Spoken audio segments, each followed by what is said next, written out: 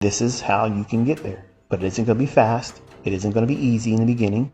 But once you understand these rules, once you understand what it is that you're trying to replicate every time you do this, you're going to see it's the same stuff. And some days you'll think you see it a certain way and it won't pan out that way. And the outcome will be adverse. It won't be a good thing. But it doesn't mean it changes anything. It doesn't mean it no longer works or you're not going to be successful. It just means, okay, stop. If you have one bad result and you're limited to only one exposure to the outcome, good or bad, for that day, and you stop, you can't be mad. You never are going to have an anxiety attack.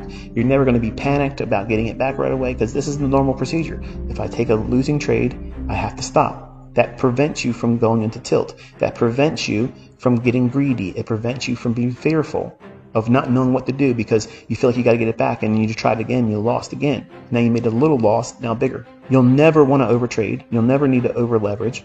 It becomes your job. When you go to work, you're not trying to do more than what your supervisor is asking you to do. Nobody does. Nobody works like that. And your trading needs to be the same way. You need to simply just look at it and say, well, this is what I expect the market's going to do, and I see this potentially being there as a setup. And if I take it and I lose, okay, no problem. I'm going to turn the computer off. I'm not going to give myself any toxic fuel to just worry myself into anxiety or grief about it. And I'll try it again tomorrow. I'll log it tonight when the market's done, and it's over. It's it. It's painless. It's literally painless. That's a systematic approach of controlling fear and greed. But I have a lot of students that hear me say that, and they know that would work, and that would have worked for them if they could stick to it. The problem is social media invites it. ICT live streaming now invites more of an interest in doing stuff. And it's hard to say, I'm not going to look at the charts or trade anymore, especially if you have a losing trade, because you feel like you got to fix it. And you don't need to fix it. You need to feel what it feels like to go home with it. And then over a course of a month, and see how that 1 or 2 or maybe 5 losing trades over the course of a month has absolutely no real effect on what you're doing and what direction you're going.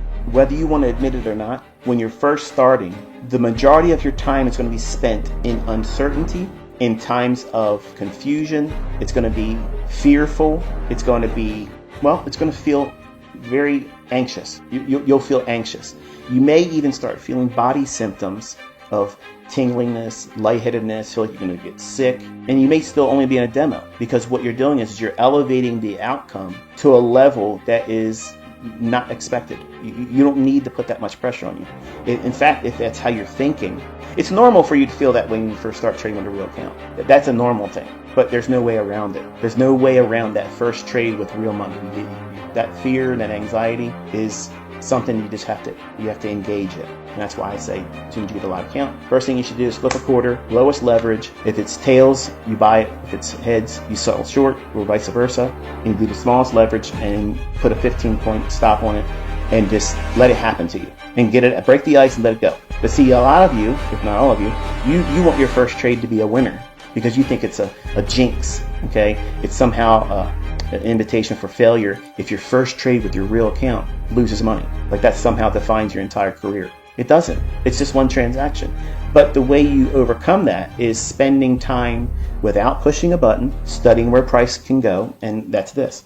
This is always, absolutely, without fail, it's never not going to do it. It's always, every single effing day, it's going to do this very thing. It's going to do it. It's going to absolutely do it, because there is an algorithm, and it does this to spur on emotional interest or tangible orders that are actually sitting out there. Real orders that are sitting above and below or inside of inefficiencies where the market needs to offer fair value to the marketplace.